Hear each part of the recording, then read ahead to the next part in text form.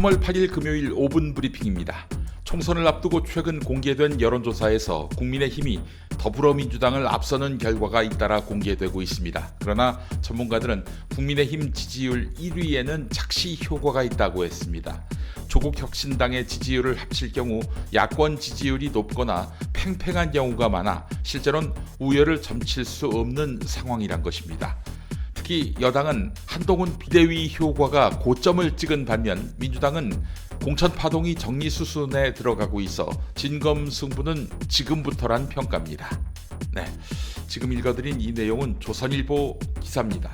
거짓말투성이인 민주당 내 친명이 횡재했다 주장으로 장사해먹던 시간이 다 지났다는 이야기지요. 한국일보는 3선 이상 32명 중 24명, 즉 75%가 공천을 받았고 30명에 가까운 전직 의원을 국민의힘이 공천했다고 지적했습니다. 한마디로 새로운 얼굴을 발굴하는데 실패했다는 말인데요. 동아일보도 출마 의사를 밝힌 현역 의원 96명 가운데 66명이 공천장을 받았다라고 지적했습니다. 동아일보는 조심스럽지만 박근혜 전 대통령 측근 2명이 공천을 받고 유승민 전 의원 측이 고전하는 등 대통령 뜻이 공천에 반영되는 흐름이 있다라며 대통령실 공천 외압설도 슬그머니 흘렸습니다.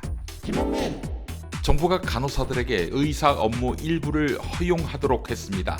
전공의들의 업무였던 진료기록, 검사 의뢰서, 진단서도 담당 의사의 최종 승인을 전제로 전문 전담 간호사가 초안을 쓸 수 있게 했습니다.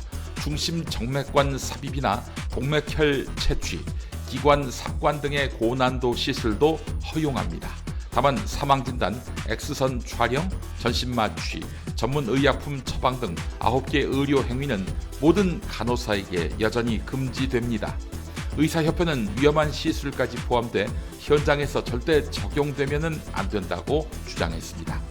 이런 가운데 정부가 의료인에게만 허용된 문신 시술을 비의료인도 가능하도록 하는 연구 용역을 발주했습니다.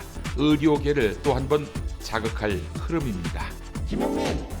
4월 총선을 앞두고 계속되고 있는 윤석열 대통령의 민생 토론회를 두고 사실상 선거 개입 아니냐는 논란이 거세지고 있습니다. 하지만 윤석열 대통령은 이에 아랑곳하지 않고 어제도 인천시정에서 18번째 민생 토론회를 열었습니다. 특히 설 연휴 이후엔 가는 곳마다 지역개발 공약을 언급했는데요. 더불어민주당은 공무원이 직무 또는 직위를 이용해 선거에 부당한 영향력을 행사할 수 없다고 규정한 공직선거법 85조 1항을 위반한 것이라며 윤석열 대통령을 공직선거법 위반 혐의로 서울경찰청에 고발했는데 한동훈 국민의힘 비상대책위원장은 대통령이 민생을 챙기는 것은 의무라며 반박했습니다. 해병대 최상병 사건 수사 외압의 핵심 당사자 이종섭 전 국방부 장관이 호주 대사로 임명되기 전부터 출국 금지 상태였다고 말씀드렸지요. 보도 하루 만에 법무부가 출국 금지 해제 여부를 논의했습니다.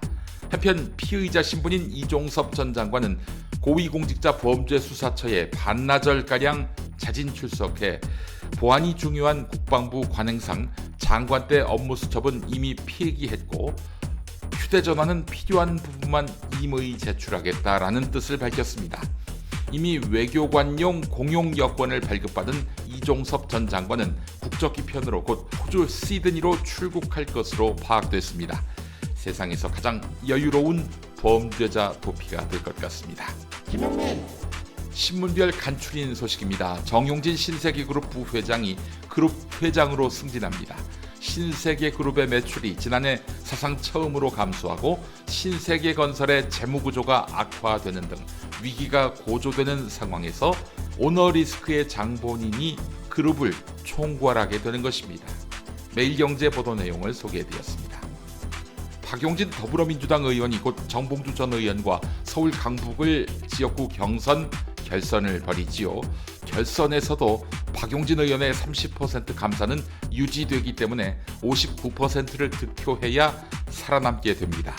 박용진 의원은 1차에서 내가 과반을 넘은 것이 분명하다 이렇게 말했는데요. 정봉주 전 의원은 1차 경선 결과를 공표하지 못하도록 돼 있다며 박용진 의원을 허위사실 유포 그리고 선거 방해죄로 고발하기로 했습니다. 한국개발연구원 KDI는 한국이 실제보다 대기업 일자리 비중이 낮게 측정된 통계를, 다른 나라의 경우 대기업 일자리 비중이 높게 집계된 통계를 토대로 국내 대기업 일자리가 적다. 따라서 늘리기 위해서 대기업 규제를 풀어야 한다라고 주장해 물의를 빚고 있습니다. 경향신문이 보도했습니다. 사과에 이어서 귤값까지 급등하며 신선과실 물가가 2월에 41.2% 올라 32년 만에 최고치로 치솟았습니다. 2022년 시작된 고물가가 이어지는 동안 임금과 소득이 물가 상승을 따라잡지 못해 우리나라 국민이 앉은 자리에서 전보다 가난해진 것으로 나타났다고 조선일보가 보도했습니다.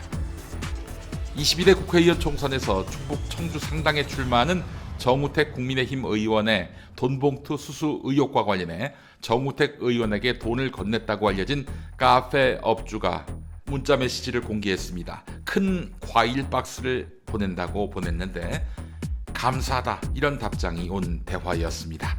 이상 5분 브리핑이었습니다.